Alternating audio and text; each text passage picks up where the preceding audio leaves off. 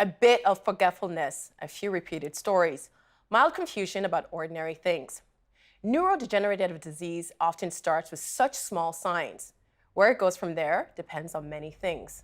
To help us understand that and explain some of the latest thinking on dementia, from diagnosis to treatment, we're pleased to welcome Dr. Sharon Cohen, behavioral neurologist and director of the Toronto Memory Program, a community-based multidisciplinary clinic. Welcome, Dr. Cohen. Thank you. Nice to be here. I'm looking forward to this conversation because over the next hour, we're going to be using a lot of terms, and I've been using them all wrong. So tell us the difference between dementia and Alzheimer's disease. Sure. This is a common question. Alzheimer's disease is a specific disease. It causes dementia. It has an underlying change in the brain that we can recognize at autopsy, and even in life it has a characteristic pattern. But it is just one of many causes of dementia. Dementia simply means that one has lost cognitive or thinking abilities to the degree that they can't function properly anymore. And that can be due to a stroke, a brain tumor, a head injury. It turns out that in seniors, Alzheimer's disease is the commonest cause. So dementia and Alzheimer's often are used equivalently because Alzheimer's is such a common cause of dementia. But they're two different things. But it's only one cause.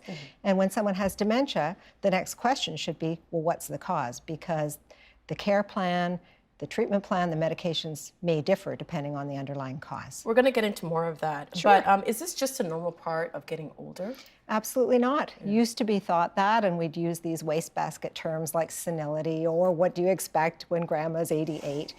But just being old, even being 90 or 100, doesn't mean that you're going to have dementia or Alzheimer's disease. There are specific changes that go on in the brain that occur more often when you're older. So Alzheimer's is an age-related disease. Your risk of Alzheimer's increases as you get older, but it's not a given. In fact, most people don't have dementia in late life, although a surprisingly, alarmingly large number of people do. So that's why we have to take note of this disease. So is it hereditary then? There is a hereditary component.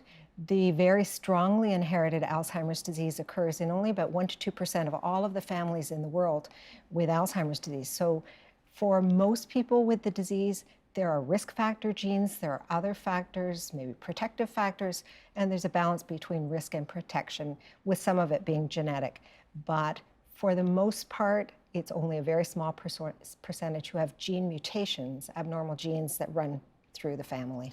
Let's get into some numbers. Sure. Because of the numbers associated with dementia, over 500,000 Canadians of 564,000 are currently living with dementia.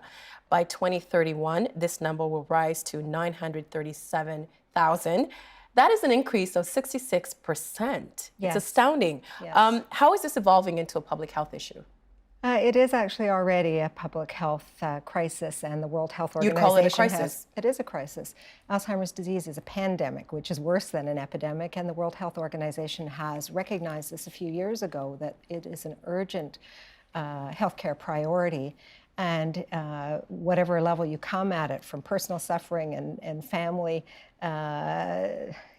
chaos and loss of self for the individual, or from the financial, what is it going to do to society? It's going to break the bank in healthcare. So we can't ignore it. The numbers are staggering, and they are growing. And they're growing largely because of the demographic in Canada and around the world, where we have more seniors than grandchildren now. We have the baby boomers turning 60 plus at an alarming rate, and that's the bulge in the demographic. So we have more and more people entering the age at which Alzheimer's becomes more likely. As a parent, I'm curious to know, people are having kids later in life too, so how is that going to be impacted if you're an older parent with younger children? Well, that's interesting. There are fewer children in families, and if one develops Alzheimer's disease, the most common caregivers are family members. So if you don't have as many children, then you don't have as much of a support network. If your children are older, they may be better capable of looking after you, but if you are having your children when you are older, then you've got younger children who may be still in high school, university, attending to their own career. When your time comes, if it's it going comes. to create another layer of. What are some of the signs and symptoms of the disease that people should be aware of? Well, you mentioned in the beginning forgetfulness, forgetting little things, and that's often how the disease begins. And so it's so easy to just brush that off as being absent-minded, being distracted, being overworked, not having slept well, or just being 60, 65, 70. Memory's not going to be perfect. But over time, if Alzheimer's disease is brewing, that very mild forgetfulness becomes much more substantial forgetfulness. You're not just repeating a story occasionally, thinking that you haven't told it for the first time. You know, when the disease is more advanced, you're forgetting whether you're married, how many children you had, where you live. Very substantial loss in memory, not just recent events, but your whole biography. So it's a real threat to your identity and very challenging for others to manage your care. And it's not just a condition that affects memory. So Alzheimer's disease is not just forgetfulness, it impacts communication ability, so language, being able to find one's way around, navigate in space, being able to reason, make good judgments and decisions, being able to use tools like the TV remote and the telephone. So it's a much broader condition than just normal aging where there's a bit of forgetfulness that we can still function well with. So how can you tell the difference between Alzheimer's and senility? Yeah, so we don't really use the term senility anymore, but age-related memory change is mild. In the early phases of Alzheimer's, the symptoms may be exactly the same. So somebody needs to see a specialist, go to a memory clinic, see someone like myself, and have cognitive testing done. And that may, by itself, give us the answer of, this is the amount of forgetfulness we'd put down to age alone, or this is more than what we would put down to age alone. And then there are other investigations we would do, scans, blood work, to try and investigate what the cause might be of the forgetfulness, because it's not all Alzheimer's disease. If we're thinking Alzheimer's disease, then there are some special scans and other fancy things that can be done. So people really, I guess the take-home message is people shouldn't ignore their forgetfulness. They should have it checked out. Is it true that in the past, in order to diagnose with someone with Alzheimer's, you had to do like a scan of the brain, like during an autopsy? Well, what used to be taught was the only way you could be 100% sure that someone had Alzheimer's disease in life is after they died, you would section their brain, look under the microscope, and the pathologist would say, yes, there are the plaques, there are the tangles, they are in abundant supply, and this brain fits with the pathologic criteria for Alzheimer's. That doesn't help the person who's passed away already. It might give some information to the family, some confirmation of what they suspected. But really, if we're going to make headway with this disease, we need to diagnose much earlier. And even though we won't have the pathologist's confidence and use the pathology criteria, there are clinical criteria, so people in life now can be pretty sure about a diagnosis. And there's, in the last few years, the advent of special tracers we use in PET scans that can actually see the plaque building up, amyloid plaque. Amyloid's one of the earliest changes we can see in Alzheimer's disease, and we can see this even before symptoms are substantial. So we don't wait till autopsy. If someone wants to have an investigation early on, depending on the situation, a PET amyloid scan might give us a very good idea that that person's on the path to Alzheimer's. Does early diagnosis make a difference? We think it does, for many reasons. Knowledge is empowering. You wouldn't ignore the early signs of breast cancer, but in the past, we used to not even tell people they had a diagnosis of cancer because why upset people if you don't have treatment? Imagine. So the argument now is, well, if we don't have a treatment or a cure for Alzheimer's disease, why would you scare someone with that worrisome diagnosis? But knowledge is empowering. People can make decisions about how they want their life to proceed. When you diagnose early, people can be actively involved in the decision-making. When you diagnose someone late, their capacity for decision-making may really be impacted, and they're no longer an active player, which seems so unfair. You've robbed them of the opportunity to say, I want this, I don't want that. There are also medicines that treat symptoms, and even though these are not as powerful as we would like, they don't reverse the disease, they do offer some benefit, and people are better off treated than untreated. And then there are clinical trials trying new medicines that are very exciting, that may be able to stabilize disease and remove plaque from the brain. So there are lots of things people can do, and there are lots of support services that people can have access to. But without a diagnosis, you don't know. you think, oh, you're just being lazy. Other people kind of don't treat you as very capable. And you may get fired from your job as opposed to your physician making a diagnosis, filling out a disability, long-term disability form, and putting you in better shape financially to weather the storm. Can you then reverse the cognitive loss after a diagnosis? So we can't reverse the cognitive loss. The medicines we have sometimes improve symptoms, so memory test scores may improve, but the underlying accumulation of plaques and tangles, other proteins in the brain that damage the brain, progresses relentlessly. And the new era of treatments that are under study now in research are to try and do something about this relentless progression of the disease, to stabilize it or to reverse it. And if we start very early in people who don't have symptoms, the hope is that we can cure them. So these people will never go on to develop symptoms. So that is something to stay tuned for. That's very much actively involved. And anybody who feels they're at risk for Alzheimer's, maybe family member with the disease and maybe a little bit of forgetfulness, should get this checked out. They may have some real opportunities to help. When you say stabilized, do you mean that it slows down the symptoms? Yes, or keep them from progressing. Yeah, keep them stable. And if you find, if you're a person with a genetic marker, what then? So genetic markers can come in two types. There can be a risk marker. ApoE4 is a gene that we are very interested in. We all carry ApoE. And it comes in different types, and the ApoE4 type confers a little bit higher risk of developing Alzheimer's. And there are treatment studies now for people in this higher risk group, and they don't have to have any substantial memory symptoms. They may be cognitively normal, but at this higher risk with the ApoE. So then there are things that can be done that hopefully will keep healthy people healthy. If someone has a gene mutation, so we talked about these rare families where there's actually an abnormal gene inherited that by itself is enough to cause Alzheimer's disease. If we catch this early, before the person has dementia, and we know they are going to go on to develop Alzheimer's disease, they have the gene already, there are treatment studies also going on for them to lower amyloid plaque and other kinds of interventions, hopefully to prevent them from ever developing symptoms. But you have to catch it early, right? Catching early is pretty important, yeah. So whether it's caring for people better who have symptoms or preventing people from developing symptoms, the earlier the better. Okay. This summer, the British medical journal, The Lancet, published a study that suggested a third of dementia cases could be mitigated or perhaps even prevented by lifestyle changes and these key ways. And they are education, hearing loss, exercise and physical activity, diabetes, hypertension and obesity, smoking, depression, social contact, and head injuries. I'd like to unpack this a little bit. How would education relate to dementia later in life? Okay, it's an interesting risk factor. People who have lower levels of education are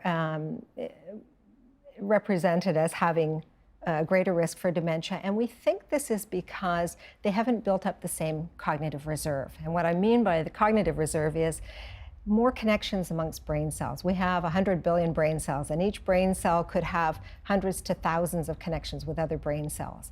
And if you pursue education, especially higher education or longer education, lifelong education, you are building more connections between brain cells. So you have a brain that is better able to withstand the ravages of brain disease, a disease like Alzheimer's disease, because you're starting with a much healthier, more resilient brain. And that's probably the way that education protects us. So Sudoku actually works? All those puzzles? Yeah, so I think, lifelong learning is good. The studies that the Lancet reported on are more early life education, so people who go on past high school to pursue education are relatively protected against Alzheimer's. But we know that this is a relative thing because there are many fine intellects, authors, and artists and politicians who were not short of education who developed Alzheimer's disease. So yes, we think part of a brain healthy lifestyle is to stay mentally active through not just through early education, later in life as well. Use your brain, but it's not a guarantee. And what about hearing loss? And hearing loss, this one's a little bit more controversial in terms of whether there's a cause or effect. But certainly when one loses hearing, and that is common later in life, coexisting with a common disease like Alzheimer's disease later in life, hearing loss can compound the problems that that compromised Alzheimer's brain is facing. If you're having trouble remembering or understanding information because of Alzheimer's, and then you're not hearing all the information because of hearing impairment, it just makes it even harder to make sense of what you're hearing and hold on to the details. But also, hearing loss tends to make people withdraw somewhat from social situations, and social isolation is part and parcel of early Alzheimer's symptoms, and also can be a consequence of developing memory problems. People feel less comfortable joining in conversation. So these are sort of a cyclical group of symptoms that not strictly cause and effect, but they compound each other. They're at least additive, if not synergistic. More reasons to avoid conversation and socializing, and that in turn may be negative for the brain, because part of building that healthy brain network involves social interaction, not just education. It seems as if exercise, physical activity, diabetes, hypertension, and obesity could all be grouped together, right? How do these factors affect the brain? They're all very interesting, and maybe the exercise story is the most recent and startling of all of them. We've known for a long time that midlife hypertension is very important to control to protect the brain. And exercise is part of helping the heart and the blood vessels be healthy and good blood supply to the brain. But exercise also boosts a chemical in the brain. It's got a fancy name, brain-derived neurotrophic factor, BDNF. I won't make you say that. But it is a very important chemical that is enhanced by exercise. And what it does is it helps brain cells recover from injury. So not every injured brain cell has to die. Brain cells could recover. It also helps them sprout new connections and helps new brain cells grow. So you actually can grow new brain cells. That's not what I was taught in medical school, but that is in fact true. And in the hippocampus, which is this very specialized memory area of the brain, that's where we can grow new brain cells in particular. So I didn't know that. Exercise, and you don't, unlike an elite athlete who has to gear exercise training to a particular sport, whether it's endurance or weight training, here you can dance, do Tai Chi, yoga, garden, whatever you like. And you're probably boosting, Forget the body, it's good for your brain. That's right, or it's an added benefit. Exercise is good for a lot of aspects of the body. The problem with exercise is it's hard to know from the studies we have what's the right dose, what's the right amount, what's the ideal recipe. So we encourage people to stay physically active, don't be a couch potato, but we can't be too dogmatic about the dose of exercise. And what about smoking? And smoking. Well, smoking is a bad actor in a few ways. Okay, so smoking's hard on the blood vessels, and you do need blood supply to the brain. So those small blood vessels in the brain are affected by smoking. Atherosclerosis, or hardening of the arteries, is affected in the brain as it is in the heart. Smoking affects the heart, so you don't get a good pumping of blood to the brain, and the smoking puts you at risk for stroke. But on top of that, there are a lot of toxic chemicals in smoke that may add to the injury to the brain, and that's another avenue in which the smoking may affect cognition. We already touched on depression and social contact being necessary. Finally, is there a correlation between head injuries and dementia? There certainly is, and it's a complicated one. So there are some head injuries that can cause dementia. You're hit by a bus, you have a substantial brain injury, and you can't think right after that. Okay, so it's a sudden onset of dementia. It's not Alzheimer's disease, different type of dementia.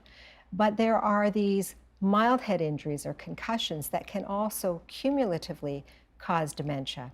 And they can do that in two ways. They can cause a dementia of a particular type called CTE, chronic traumatic encephalopathy, which we hear about in the footballers and the soccer players, and more and more in the media about that. Repeated head injury seems to cause a certain protein, tau, more than amyloid, tau, to develop in the brain and become a progressive degenerative disease affecting thinking and behavior. But the injured brain from a substantial head injury or concussions can also move forward the development of Alzheimer's disease in someone who is destined to develop the disease 5 to 10 years earlier, they may start showing signs of Alzheimer's disease. So it's very complicated, but not beyond what we should be talking about. So yeah, protect your head, wear a helmet, don't fall off your bike. No smoking. No smoking. Dr. Cohen. Sound like the police. I know. Oh, they're like strict parent, but it's necessary. Dr. Cohen, thank you for helping us understand Alzheimer's disease. You're so welcome. Help TVO create a better world through the power of learning. Visit TVO.org and make a tax-deductible donation today.